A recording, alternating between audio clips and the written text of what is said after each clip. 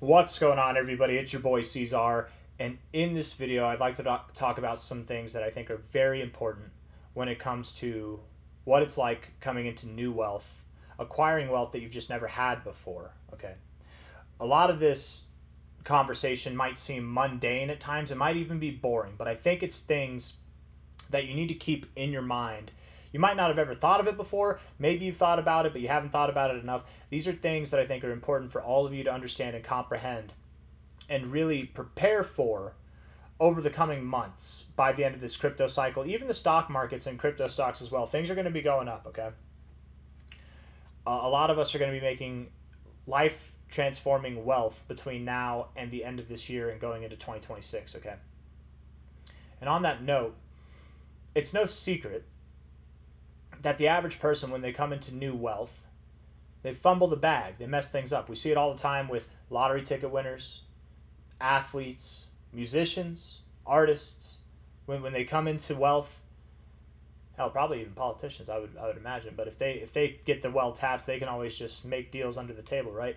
Um, Anyways, when it comes to new wealth, people tend to fumble the bag. It's the same thing in the stock markets. It's the same thing in the crypto markets. Okay, there's a reason why there's a stereotype of people round tripping their bags, and I'm not going to pick on this influencer, but there's one influencer who's I can't be too specific because I don't want to call him out. But there's one influencer last cycle who put $100,000 into one coin specifically, and he's all about this one coin, and he made over $1 million. And he round tripped his bags and inevitably went from over $100,000 in investments that he originally had to $90,000. And it's very important. There's a couple of there's two elements that come to my mind whenever thinking of this person, this individual, is that it's very important to take profits first and foremost. When you have life changing money, when the job is done, take profits, okay? And when you take profits, keep your profits off the table. Use that money in your life to do good things for your life. Good things for your life doesn't mean buying the new boat, going on expensive vacations. Go on the vacation and enjoy yourself. Have fun. That's why you're investing. Buy your new shoes, buy your new clothes, whatever. But don't blow all your money on mundane things. Don't buy a house with all your capital, right? I mean, if you want to buy a house, there's nothing wrong with that. That's a way of preserving your wealth. But if you have don't go house broke is what I'm trying to say. Don't spend the maximum amounts of your capital. Like if you have $1 million, don't spend $990,000 on a house and leave yourself with $10,000 in savings, right? There's nothing wrong, and in fact, I think there's nothing wrong with mortgaging a house, with making down payments on a house to preserve the capital you have on hand so you can reinvest it later. This is a whole different thought than what I meant to go off of here, but the main thought that I'm trying to say is preserve your wealth, right? Take profits, and when you take profits, maybe plan in your head to step away for 6 months to a year before the bear market's at its bottom. You don't even have to catch the absolute bottom, but man, if you waited a year from the top of the Bitcoin bull market, if you waited a year, you would have timed it perfectly. Okay, from the last cycle, if you waited from the all-time high, if you waited a year, you would have timed it perfectly. This cycle, I think the bear market's going to last less than a year. Okay, it's probably not going to be a year, but even then, even if you don't catch the low perfectly, you wait a year, you're still going to probably have a very good entry opportunity as long as you exit at the right time as well. When you take profits, go away, come again another day. You know what I mean? When it comes to taking profits, there's another thing here. And this is something else that this influencer messed up on, is they made it public for everybody. Everybody, they took screenshots, they posted it on x.com, they made it public for everyone. So not only were they euphoric and just floored with emotions that they finally became a millionaire, but because they round tripped their bags and all the way down to 90K, they had to also experience the emotions of ridicule, of probably doubt, of even shame and embarrassment, right? Because when you have that kind of capital and it comes all the way back down, there's a pressure that's put on you, right? Especially if the public knows it. There's a pressure that's put on you to kind of maintain that status that you once had. And it doesn't help. Those kind of emotions don't help. You can avoid all types of negative things by just keeping your wealth to yourself. I'm not just talking about to yourself, but share it with your family members. Keep it from your family members even, right? You got a brother that you love who you share everything with. Okay, cool. Your mom, your dad, whatever you share everything with. Okay, cool. But even then, like, not depending on your relationships, not everybody in your life needs to know or should know about the amount of wealth that you have. How'd you do in the crypto markets last cycle? I did good.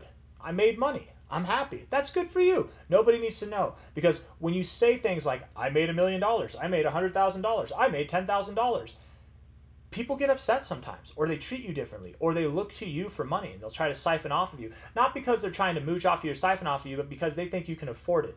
Or they'll look at you differently in a negative way because they think that you're bragging. Because life isn't easy for everybody. Not everybody can make money. Just because you made the right decisions doesn't mean other people did. And if they were good people, if they were, they would have joy for you. But even good people have their own things they're dealing with, and they might look at you differently or treat you differently because of it. I'm just saying, in my opinion, the best thing that you could do for yourself is probably just keep your wealth to yourself, okay? And again, this is mundane stuff, but just understand, whenever you come into new wealth, a lot of people brag, a lot of people flaunt it, and that's okay. If it's your style, that's okay, but there's consequences to that, okay? There's consequences to that. And if you brag and you flaunt, the average person typically does fumble the bag, okay? The average person does. Not everybody who brags and flaunts fumbles their bag, but the average person fumbles their bag. So you don't want to be a flaunter and a bragger and then go from hero to zero. That's embarrassing, and it's emotionally stressful. It's a strain on your psychology, and it can allow you to make worse and worse decisions to try to climb back up to that ladder on a slippery slope when you're in the bear market or in times that it's just not time to make money. There are cycles, there are seasons when it's money making season, risk on asset season, and whenever it's time to preserve your capital. And that's the main focus of this video, is that you need to be prepared for what it's like to preserve your capital. A lot of you out there might think in your head, if I just had $1 million, if I had $10 million, $100 million, I'd know exactly what to do with it. My life would be set. I would just buy this thing, that thing, and boom, my life would be set. But the reality is, you think that. But if you had $100 million at your disposal right now, if you had $10 million at your disposal right now, it would scare the hell out of you. The average person watching this, you might not think it, but if you really think about it, the average person would be very intimidated by that kind of money. And why are you intimidated by it? You're intimidated because you don't want to mess it up. Being in charge of $1,000 is no amount of money that anybody wants to lose, even $100,000. But when you start upping those numbers, it can get intimidating. But money is this fickle thing, and if you're intimidated by it, if you don't feel like you're worthy of it, if you don't feel like you deserve it, if you don't feel like you're capable of handling it, you're not going to. You're not going to. You're either not going to get the chance, or when you do get the chance, you're not going to handle it, right? It's going to get handled on its own without you. It's going to be elusive. If you want to attain massive amounts of capital, you have to be prepared mentally for what that's like. Okay, for what that's like, and you have to have a game plan. All right, if your game plan is, oh, I'm gonna buy a business, I'm gonna buy a house, like, okay, good things, great, but it has to be more in depth than that. There has to be more than just buying this thing. You have to do something with it, right? You actually have to do something with it. And again, not financial advice, not a financial advisor, but don't spend all your earnings on that, right? There's nothing wrong with going into debt. I've grown up, at least, and a lot of people have grown up thinking that debt is bad. But all the billionaires in the world have debt. A chef is good at cooking. A fisherman is good at fishing, right? If you need advice on how to fish, you go to a fisherman. A grave digger is good at digging a grave. A billionaire is good with money. If billionaires, people who are good with money, go into debt, what does that tell you about debt, right? If you want to be like the billionaires, be like the billionaires. There's nothing wrong with going into debt. And the reason why it's smart to go into debt, especially when it comes to buying large assets, like a house or maybe a business, and making installments as far as payments goes over a long period of time, is you have the capability of holding most of your capital still, your cash assets, and investing that into stocks or crypto or other things that can grow in value alongside of your other things that you're invested in, right? There's nothing wrong with that. And of course, it's nice to just buy everything outright and have that done, but at the cost of eliminating your liquid cash or your capital, it's not worth it. That's just something to think about. And a lot of people don't think about that because all you think about is what it'd be like to have $1 million or $100 million, and you think about the life you'd have, but you don't think about what it means. You don't think about preserving wealth. People who have wealth are good at generating wealth, but they're also primarily good at preserving it, right? Wealth preservation is more important than wealth generation. Anybody can generate wealth, but preserving wealth, it takes a certain mentality. And I think anybody can have this mentality, but not everybody does, right? A lot of people think they're just special, that they can just have this mentality, or that not everybody has it, but they're the smart ones, they're the special ones. No, I think anybody and everybody out there can have this mentality, this wealth preservation mentality, but you have to prepare yourself for it, right? You have to be prepared for it. If you believe that you'll have $1 million, or if you don't believe that you'll have $1 million, you're probably going to be right one way or another, right? You have to prepare yourself for it, and whenever it comes time, I think the best thing to do, and not financial advice, not a financial advisor, but what I do, and what I am going to do, whenever it comes to this bear market, is I'm going to sell. I'm going to sell everything, and it's all going to get put into Bitcoin, Bitcoin Cash. Smaller portions will get put into BNB and Monero, and then about half, if not even more than half, of my capital will be kept in USD, USDT, or USDC, or maybe all three of them, across different exchanges, across different places where they can generate yield, where I can cash out of the bull market with life-changing wealth. And again, I'm talking about me. I'm not talking about you, because if I was talking about you, I'd be telling you what to do. And I'm not telling you what to do. I'm just telling you what I'm going to do, right? If you want to copy me and do what I'm doing, that's great. If you want to take snippets of what I'm saying but do your own version of that, that's great. If you think what I'm saying is stupid and you want to do a thing that's completely different, that's great. I'm not telling you what to do with your money, okay? I'm telling you what I'm going to do with my money and what I have done with my money. You keep it, I keep it in US dollars, USDT, USDC, and that yield accrues. Now, it's fine if you want to sell it all, you want to put it in cash at the bank, you want to withdraw that cash from the bank, and you want to keep it under your bed, whatever. Okay, that's fine. Wait 6 months, wait a year after you sell before you start getting back into the markets, right? And do as you did, hopefully, on the way out. You don't just sell all at once, you don't just buy all at once, you do it incrementally over time. DCA in, DCA out, right? When you DCA into a bull market, you do it over years. When you DCA out of a bull market, you do it over months, or maybe even weeks, depending on your level of capital, right? Hundreds of millions of dollars or more, you're probably DCAing out months over months.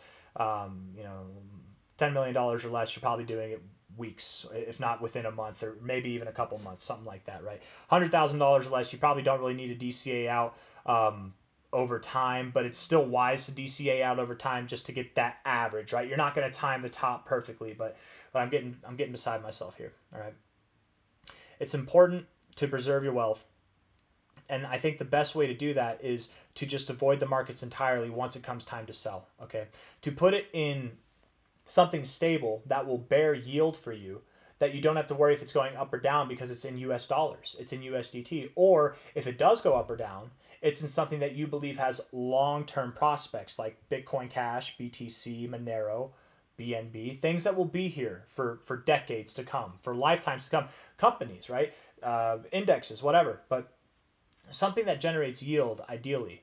And if you have things that are in long-term holding, that's fine. There's nothing wrong with that. That's very encouraged, right? You'll have to sit through some volatility with that, but that's okay. You can always add to it as it goes lower. And then once we're in like peak Bitcoin season and altcoins are at their lows, ideally you would sell out of those and put them into altcoins, or at least allocate, a little bit for this and that. If you have a long-term hodl bag, ideally you would never touch it. You would only add to it. That's the best way to go about it. But when it comes time to sell, it's very important to not get distracted. Okay, I almost got distracted and forgot to bring this point up, because when the bear market happens, everything's going to be red. Everything's going to be moving down. But there's going to be a couple outliers here and there that pump 30%. It's going to seem like the whole market is a sinking ship during the beginning of the bear market. We're months away from this, but it's important to get your mind right for this now. Prepare yourself for what it's like to have a bunch of capital, to have a bunch of wealth, and don't get greedy. When you take profits, keep your profits. Don't get back into the markets, because it's going to seem like a sinking ship. Everything's going down. You have your money, that's great, but if you see everything going down, but there's this one crypto or a couple cryptos that are pumping up 30% in a day, don't you dare put that profit that you just took back into the markets hoping that you found the life raft, because really what it is it's just a random thing that's gone up. It's a distraction, and it will too inevitably drop down, right? The majority of the market will dump. There will be random coins that pump in that time, and they're there to distract you. They're there to catch your money, to trap you. And avoid the traps by just not playing the game, is what I'm trying to say. Don't play the game, okay? Get it in your mind. A couple of things, right? Key takeaways from this video. Get it in your mind. Not financial advice, not a financial advisor. This is just my opinion. But don't flaunt your wealth. Get it in your mind what it's like to have that kind of wealth. If it scares you, eat that fear, look death in the face, and don't be afraid of a lot of capital. If you're afraid of having $1 million, if you're afraid of having $100 million, whatever the amount is for you by the end of this cycle or anything in between, $100,000, if it makes you afraid and you don't feel like you're going to handle it properly, you need to prepare yourself enough mentally where you stop being afraid. That's how you know that you're not prepared mentally. You need to prepare yourself for this large amount of capital. Because if you're not prepared, that's very bad. There's nothing like that's like saying you've got a rocket ship, you're going to the moon, but you're not prepared. They're not going to make it to the moon, right? They might pass it on the way. You're not going to land there, right? You can just do nothing all you want, but you're going to go into deep orbit, or not orbit, deep space. You're not going to be in orbit. You're going to be way out there. I'm not familiar with the terms, but all I'm trying to say is you need to be prepared. This is your wealth rocket ship. You need to be prepared on how to land it, how to properly maneuver around whatever it is, right? I'm using a funny analogy here. I don't know, but prepare yourself mentally. And you know you're not prepared if that level of money intimidates you. If you feel like you don't deserve it, you're not worthy of it. It intimidates you because it's a lot of money and you might mess it up. If that's true, it's okay to have those emotions, but you need to get over it. You need to work it out somehow, some way. Embody it. Prepare yourself mentally. Think about what it's like to have that. You are worthy of it. You do deserve it. It is yours. It's your destiny. You are meant to have this money. And you start to think like that. And when it happens, it's so much easier to know what to do with it and to treat it right and to not fumble the bag, right? Don't let those negative emotions get to you. You're meant for this. Whoever you are watching this, you're meant for this. And whenever it's your time, execute properly, right? Execute the plan. Take your profits, take your money and run, okay? And if you want to do what I'm doing, that's great. But I'm just telling you guys what I'm doing with it too at the end there. I don't really have anything else that I want to say. I feel like I'm repeating myself, so I'm just going to end the video there. If you like the video, hit the like button, subscribe. I feel like I had something else I wanted to say, but I can't think of it right now. Just don't flaunt your wealth. Prepare mentally for it. When it comes time to sell, step away. If you don't sell at the top and it keeps running, that's okay. Step away. Wait a year. Wait. Maybe not a year. I don't think it's going to last a year. I don't think the bear market will last a year. Wait 6 months. Probably. And I'll hold your guys' hands. I'll be making videos throughout the bear market. I'm not going to go away. I'll tell you guys what my thoughts are. And ideally, we would time the market right. But just being real with myself, I doubt that I'm going to call the all-time high properly. And that's why it's important when you, just like now, when we buy, we're holding. No matter if it goes down, we're buying and we're holding. We're buying more, we're holding. If we sell, we're not buying back in. We're selling. And if it goes up, we're selling more. And if it goes up, we're selling more. We're not buying back in, right? It's that same kind of mentality. And when that time to shift happens, I'll let you guys know what my thoughts are. You make your own moves whenever you want to. Don't let me tell you what to do. But I got nothing else. I'm going to end the video there. Hit the like button, subscribe. Thank you all for being there. Again, the main kind of moral of this video is preparation. Prepare yourself mentally. Don't be afraid of your destiny. Embrace it. Embrace it. If you're fearful, that all that means is not that you're not worthy of it. It just means you're not prepared. Get prepared. Come up with a plan. If you're fearful of coming into a ton of money, whatever that is to you, $10,000, $100,000, $100 million, whatever it is to you, that means you don't have a plan. Get a plan. Get a plan that won't mess up the bag. Or if it does, you have contingencies. Just have something, right? Hit the like button, subscribe. We'll see you on the next one. Take care. Bye-bye.